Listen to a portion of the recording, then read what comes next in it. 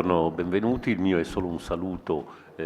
anche da parte del Presidente dell'Accademia Nazionale di San Luca, Maestro Carlo Lorenzetti. Mi fa molto piacere avviare questa giornata dedicata a un personaggio straordinario come Federico Gorio e mi fa anche piacere ricordare, e sono in molti presenti in questa sala, che a distanza di 10 anni della mostra molto complessa, molto bella che gli amici di Rassegna di Architettura e Urbanistica avevano organizzato per i 90 anni di Gorio, oltre appunto al numero monografico della stessa rassegna, oggi ritorniamo con un convegno di una giornata molto intenso con tutte le persone che l'hanno amato e stimato, ma anche con una piccola mostra che definirei intimista, una mostra monografica sul Villino Gomez, che non vuole porre nessun confronto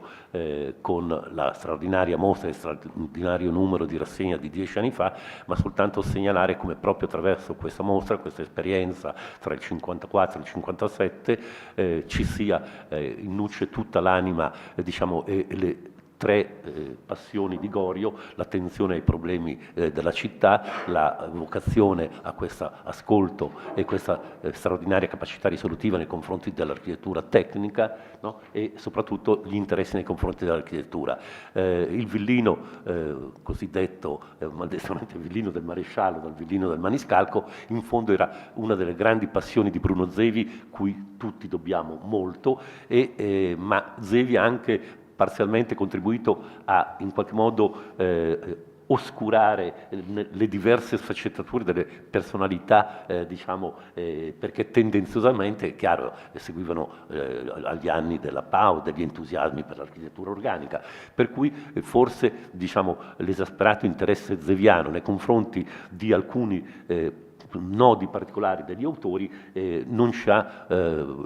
tenuti liberi dal poterli considerare nelle diverse sfaccettature. È quello che ci auguriamo che si possa fare attraverso questo convegno, ma soprattutto quello che ci auguriamo di fare attraverso il lavoro. Oggi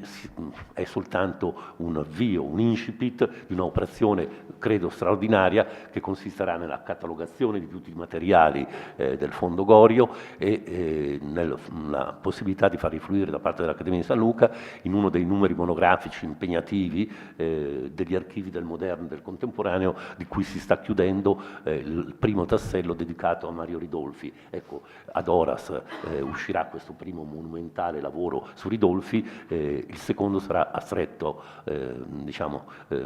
giro, quello dedicato alla straordinaria attività di Gorio.